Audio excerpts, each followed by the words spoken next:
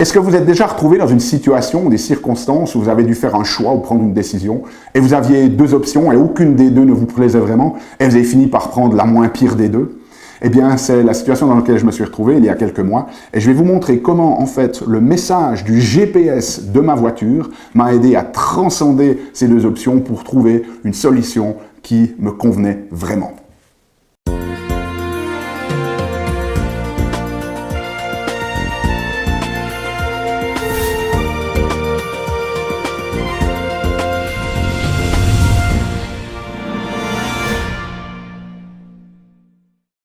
Je suis le Dr Yannick Pauly, bienvenue à un nouvel épisode d'une grande vie dans ce format un petit peu conversation entre nous.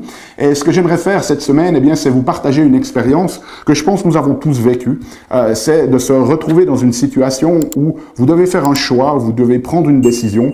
Et puis finalement, peu importe la décision que vous prenez, vous n'êtes jamais complètement satisfait parce que même la meilleure option des deux ou la moins pire finalement ne vous convient pas à 100%. Et donc je vais vous montrer dans cet épisode, dans cette conversation ici, c'est comment le message de mon GPS m'a permis en fait de transcender deux alternatives que j'avais en termes de décision et comment ça m'a permis d'en trouver une troisième qui était complètement à ma convenance et qui a vraiment permis de transcender les choses. Donc le contexte, il y a quelques mois, nous étions en fait en fin d'année 2023 et puis l'année 2023 a été extrêmement intense en termes de travail professionnel, même si on prend très soin de soi. Je travaille avec beaucoup de gens, les gens vont de plus en plus mal, hein. Énergétiquement c'est de plus en plus dense, la société devient de plus en plus difficile à vivre, à naviguer, et donc cela s'est ressenti aussi au niveau de la fatigue. Et en fin d'année, je suis arrivé dans une situation où je devais faire un choix,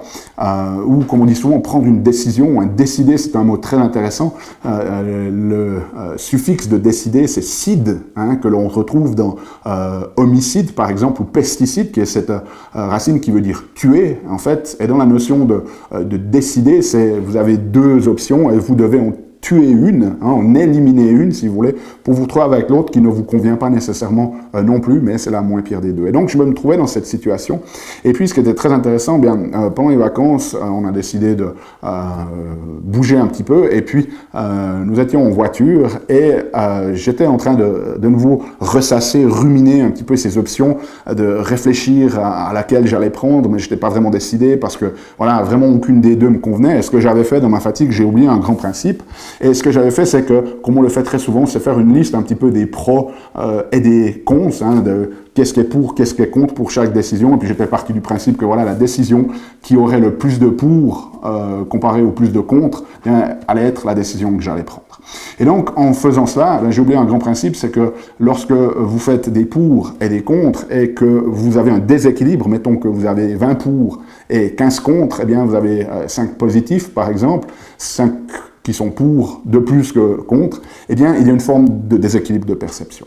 Et donc, j'étais en train de, voilà, au volant, hein, vous savez, lorsque vous êtes sur l'autoroute, c'était notre cas, vous avez le temps de réfléchir, de ressasser, ça se fait de manière un petit peu inconsciente. Et donc, j'étais en train de repenser à cette problématique. Et puis, j'étais vraiment en train d'hésiter. Je me disais, voilà, est-ce qu'il faut que je prenne cette option-là? Et j'avais vraiment dans mon esprit cette notion un peu d'espace. Est-ce que je vais par là ou est-ce que je vais par là? Et tout d'un coup, on arrive près d'une sortie d'autoroute, en fait, et mon GPS me dit, restez sur la voie du milieu. Et donc, me voilà en train de réfléchir conceptuellement, est-ce que je vais prendre le choix qui m'amène à droite ou est-ce que je vais prendre le choix qui m'amène à gauche? Et là, mon GPS, dans une synchronicité parfaite, me dit restez sur la voie du milieu. Et c'est quelque chose que je n'avais jamais entendu, parce que très souvent on dit mettez-vous sur la voie de droite, mettez-vous sur la voie de gauche, restez sur la voie de gauche, restez sur la droite. Et là, pour la première fois en 10 ans d'utilisation, mon GPS me dit restez sur la voie du milieu.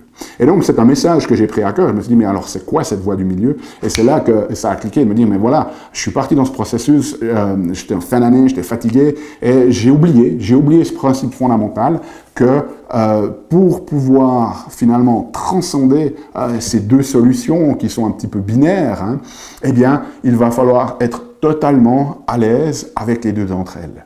Et donc, lorsque j'ai du temps, je suis revenu sur ces deux options. Et puis, au lieu de se dire, voilà, quelle est celle qui a le plus de pour ou celle qui a le plus de contre, eh bien, de faire un exercice, d'amener en fait un équilibre entre les pour et les contre pour qu'on ne soit plus dans la réalité, mais qu'on soit juste dans l'intégration et avoir de la gratitude pour chacune de ces décisions.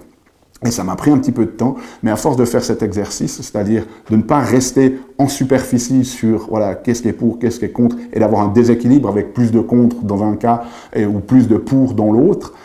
Et ça, c'est très important, c'est qu'il faut vraiment amener un équilibre dans les deux situations, pas seulement quand vous avez plus de contre, mais aussi quand vous avez plus de pour.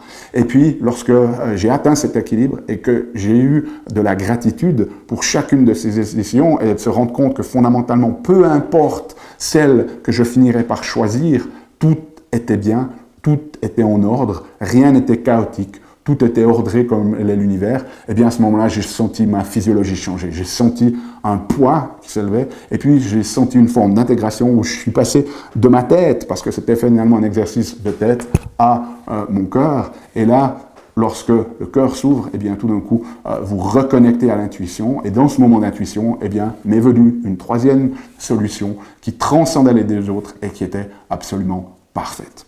Donc le message aujourd'hui de cette conversation, c'est rester sur la voie du milieu. Si vous devez prendre une décision, et dans ce cas-là, on ne va même plus utiliser ce mot, lorsque vous devez faire un choix, eh bien assurez-vous que vous êtes complètement à l'aise, que vous avez complètement de la gratitude pour chacun des choix.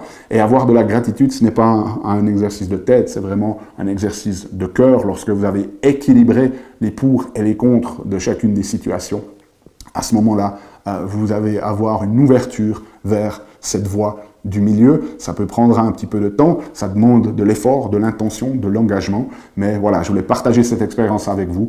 Lorsque vous êtes face à un choix difficile, ne restez pas dans la superficie, allez en profondeur, dans la profondeur des choses, dans la profondeur de vous-même. Développez suffisamment d'équilibre de perception pour avoir la gratitude de chacune de ces options, de chacune de ces voies, pour que vous puissiez ensuite vous ouvrir et rester sur la voie du milieu. Merci, mon GPS. Nous, on se retrouve la semaine prochaine pour un nouvel épisode. D'ici là, souvenez-vous, aimez la vie, émerveillez-vous et contribuez chaque jour un petit peu plus.